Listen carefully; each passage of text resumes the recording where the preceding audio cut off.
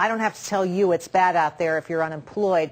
But if you're in your 50s and 60s, things are particularly bleak. The unemployment rate in the group is more than double now that than it was at the start of the recession. Here to offer some job search advice is Roy Cohen, a career counselor and executive coach. Welcome back, Roy. Great to see you. Nice to see you too, Jerry. Okay, so short of coloring my hair, what else am I going to do to convince, do I have to convince people I'm younger than I am, or can I really exploit the fact that I have a lot of experience? Well, my belief is that age is an asset, and as you can see, I don't color my hair, and I'm well north of 50.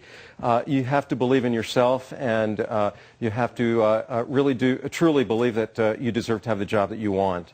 And if you don't believe in yourself first, then who else is going to support you out in the marketplace? You have to be your own advocate. Well, one of the interesting things you say about your resume is cut it up, make it shorter, leave a few things off.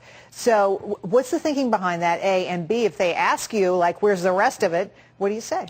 Well, that's my bring it on strategy. I welcome those sorts of questions because often experience that's 20 or 30 years old is irrelevant now. So I would like somebody to say, well, gee, I noticed your graduation date wasn't included on your resume. Or, gee, what happened to your earlier experiences? Well, as a matter of fact, I left it off intentionally. And I felt that my more recent experience was much more relevant, and I wanted to share that with you.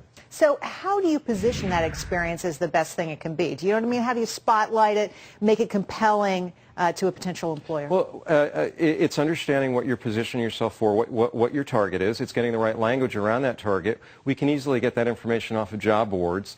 And then we move that language, we translate that language into the resume and use it to create a little bit of excitement, some sizzle. Well, one of the things that if you've ever been in the job market these days, you know, is that a resume isn't really very important because that's not how people get hired.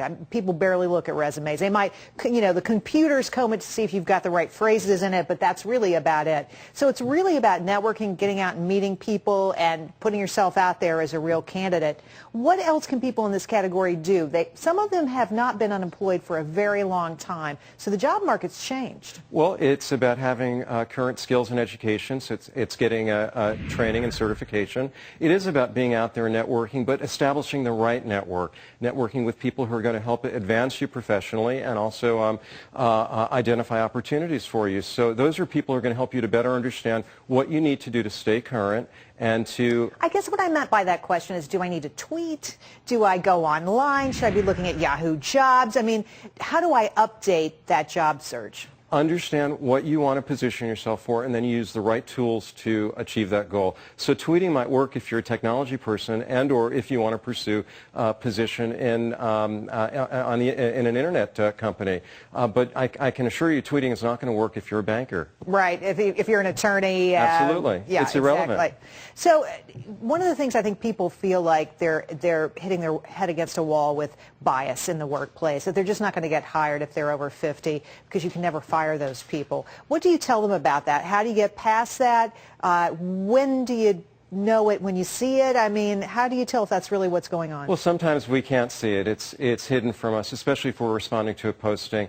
And the fact is that there are companies that have a profile for being younger in terms of profile, in terms of the kinds of employees that they hire. So, you know what? Don't go after those companies. Don't waste your time. It's